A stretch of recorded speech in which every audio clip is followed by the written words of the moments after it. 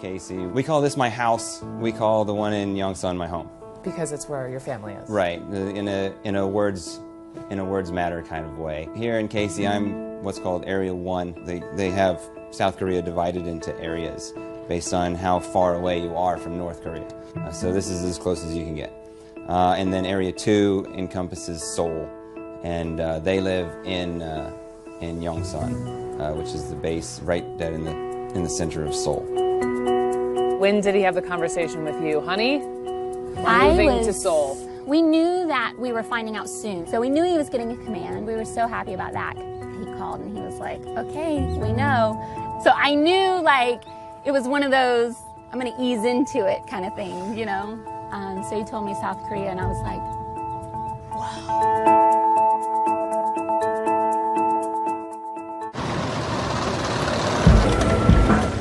A training exercise. It's all rocket pods, and each one's got a total of 6 rockets in it, or you'd have one big missile that would take up the whole thing. How much of your day is consumed by thinking about North Korea? Quite a bit of it, just trying to think one step ahead, a step ahead of the enemy. Do you worry? In terms of worry, I don't worry about myself or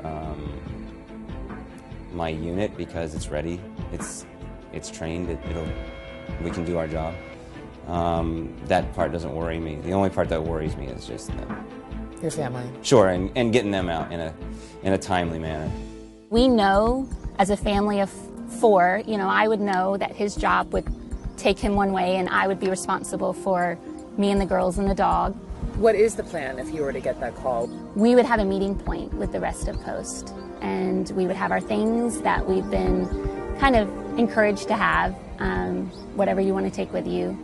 And then you go through a process of, they would fly you here, they would take you here, they would take you there, and then eventually you would be safe and maybe back home.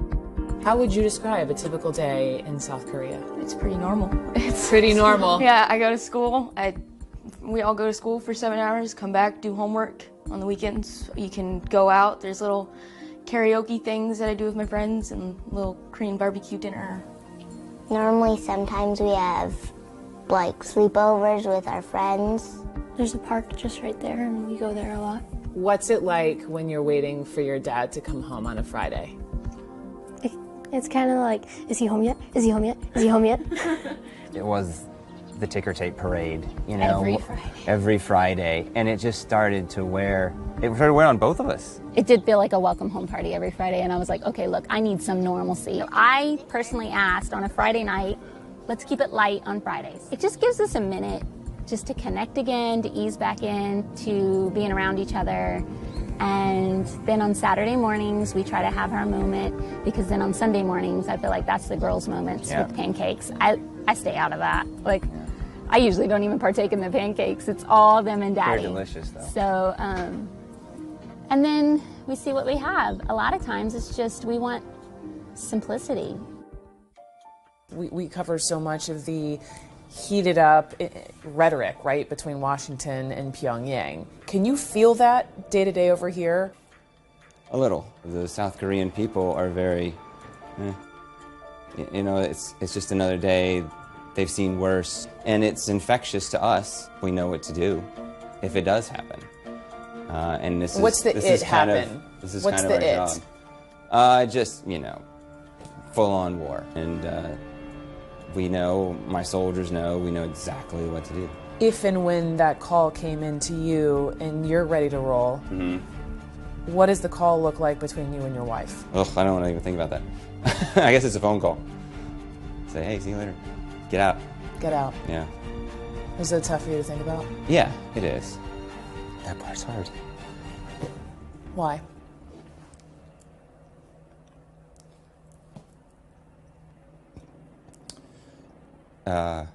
You love them. Because I'm, you know, I'm the protector.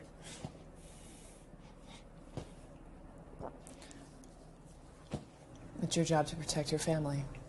Right. And I can't. They have to go. I have to protect these guys. It's hard. to think about. That part's hard. What does your dad mean to you?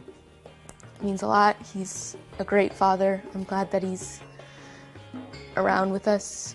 He's an amazing person to have in our lives. He works and makes sure that we're safe and we're good. Tell me about your mom.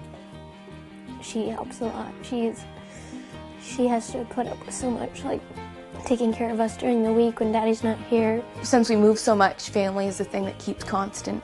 Like, we always have Mom and Dad, we always have each other.